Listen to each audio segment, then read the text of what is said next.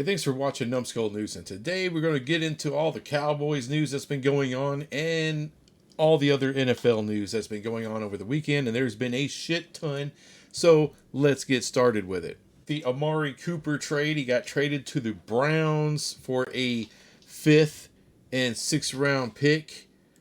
That's, of course, that's what came out with Adam Schefter. The trade was official on March 12th. Browns get Amari Cooper and a 6th round pick. Cowboys get a 5th and a 6th round pick. What that means is the Cowboys got completely screwed. So the Cowboys get the 5th round pick. All right, they get to upgrade their 6th round pick. That's all that is. The Browns completely fleeced the Cowboys for Amari Cooper. That's what that means. I'm shocked. I thought, there's a possibility of getting a 1st for Amari, maybe a 2nd. But I definitely didn't think it would go below a 2nd. That the market is such that it became a 5th. I mean, look, I know there's a lot of young wide receivers coming up in the draft. I mean, it seems like every draft there's a ton of great wide receivers. Maybe that helped kill the market. But, damn, a 5th round pick. I thought a 27-year-old number 1 wide receiver would command more than that. I know he's making $20 million a year, but there's ways you can work around that. There's plenty of teams with a lot of money to spend, and that wouldn't kill them at all. And the Browns are one of those teams. Look, it's good that you didn't just release them for nothing. You did get something for Amari Cooper, but the fact that it was only a 5th, it's kind of mind-blowing to me and kind of sucks. However, that does open up money and allowed you to reach a deal for Michael Gallup. Now, I know he's coming off the ACL, but, look, ACLs are pretty routine nowadays in the NFL. Guys coming back from an ACL.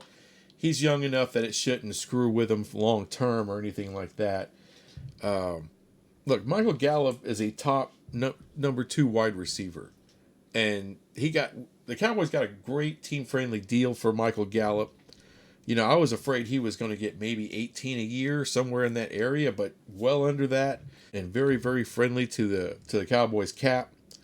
So, hey, I'm super excited to keep Michael Gallup in the fold. Now, if we can find a way to keep Cedric Wilson as a true number 3 wide receiver, then our wide receiver group is going to be just fine. Plenty of weapons for Dak. And speaking of weapons for Dak, the Cowboys decided to slap the franchise tag on Dalton Schultz. That gives them a little bit more time to work out a long-term deal with him. And this is a good idea. I mean, Dalton Schultz has been getting better and better and better every year. As far as the connection between him and Dak, that's one of the best quarterback-wide receiver connections in the NFL. Or I shouldn't say just receiver, whether it's a tight end or a wide receiver. He's one of the best connections, if not the best connection. They got the best QBR with that tandem than any other tandem in the NFL. So, great job with the Cowboys finding a way to keep a couple of key free agents.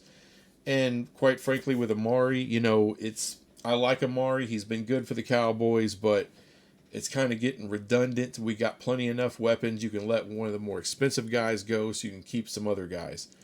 No problem with that. And because of that, you can keep Dalton Schultz. I am extremely happy with that. That's a good win. Maybe that helps make up for the only getting a 5th for Amari.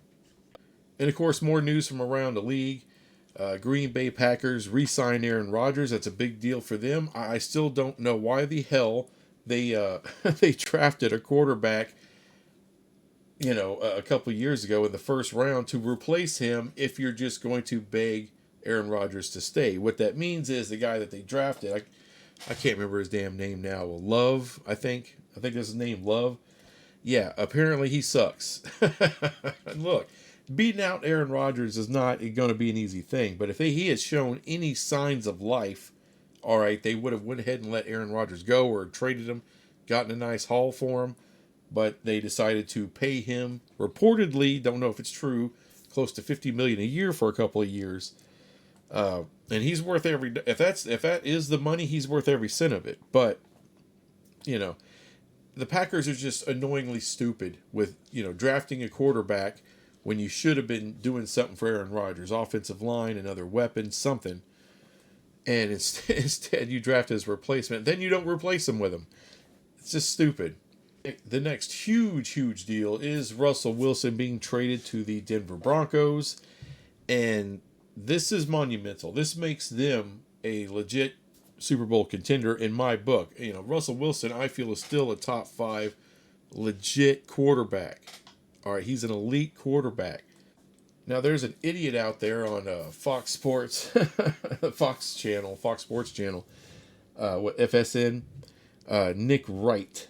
Nick Wright is saying, like, oh, well, Russell Wilson isn't as good as everyone thinks he is. You know, the Broncos didn't really win this trade. You've got to be out of your damn mind. Nick Wright's a dumbass, all right? I don't know, maybe that big snoz of his, all his brains is just dripping out of it because he's a moron. Russell Wilson is a fantastic quarterback. And as you see, look, I know he's going to the AFC West. I mean, it's incredible murderer's row of teams and quarterbacks there. But he's coming from the NFC West, which is the same thing. I mean, a murderer's row of teams. All right, they came in last in the NFC West. The Seahawks did with Russell Wilson. But if you remember, Russell Wilson was killing it later in the year. Once he got healthy and got some guys back, he was killing it.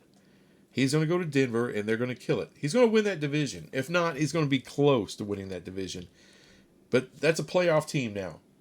And that's a team that's a scary-ass team once you get in the playoffs. And I'd be remiss if I didn't comment on Tom Brady coming back.